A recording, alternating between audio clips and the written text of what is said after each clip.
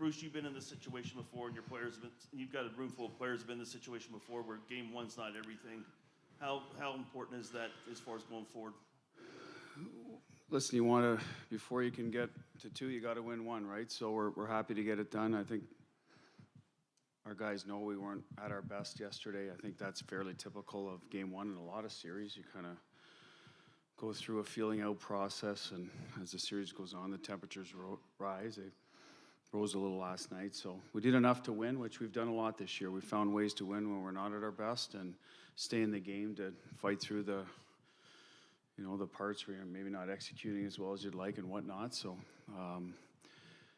but again, when it was winning time in the third period and we got the goal from Whitecloud, I thought we recognized what was at stake, and we're able to get to the finish line and do enough things right.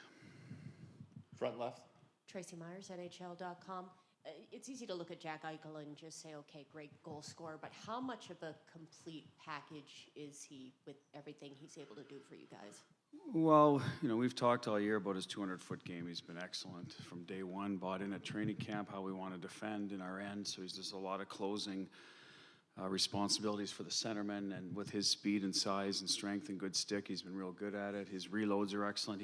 He's caught, I don't know how many plays this year from behind. So I think earlier in the year he's maybe hanging behind the play a little bit. That was a habit he had. We tried to kind of bring out of his game, where when the puck gets turned over or looks like it's turned over, get moving back towards our end. He can still be a good high forward if we do retain possession. So that part of his game's been excellent.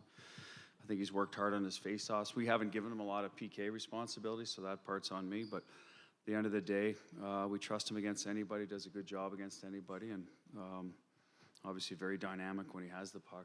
And has found 2 good line mates. Who's kind of in and out with Marshy most of the year. Barbashev comes over at the deadline, is a good fit for him. We'll go to the net for him. So I think they all complement each other very well. Left side, third row. Jesse Granger at The Athletic. It was a big key against Dallas to keep them out of the front of the net. The Panthers like to do that too. I don't know if you can answer this after 1 game of film, but how different is the challenge of keeping this team out of that area, or how similar is it to last series? Well, it's similar, and I think Edmonton, when they got going, they could get there. They were more of a speed threat off the rush than probably any team in the National Hockey League, just because of who they have, but they would get there. Winnipeg had some big bodies that tried to. They were a little different in how they played, but I think it's the playoffs. You got to be ready for it and used to it, and some lines do it better than others. The Bennett line's a little more direct, right to the top of the crease. We saw that with the skirmish early. Bennett had a couple of chances there in the second. Bang, bang, he goes right to the net. Kachuk's real good at drawing you out of that area and then putting pucks back in there. So you got to know when he's going to the net and when he's trying to get you away from the net. So there's the challenges of the individual players. I think Barkov's line's a little more, they're looking for a few more of those east-west plays around the front of the net as opposed to bullying their way there. So there's different ways to defend it. That'll be the challenge. That may be a little different from Dallas. But they had some good players that got inside. I mean, Robertson was a handful once he got going. He finds pucks there and he's long. So, it is a similar challenge, but like I said, there's some tendencies that change a little bit, but we have to take care of that area. We know that. We have good players to do that. Our D is built that way, I think, where they can handle that night after night because they're long and the system requires them to stay around the front of the net as well whenever they can. So, should be a good challenge for us. It was last night.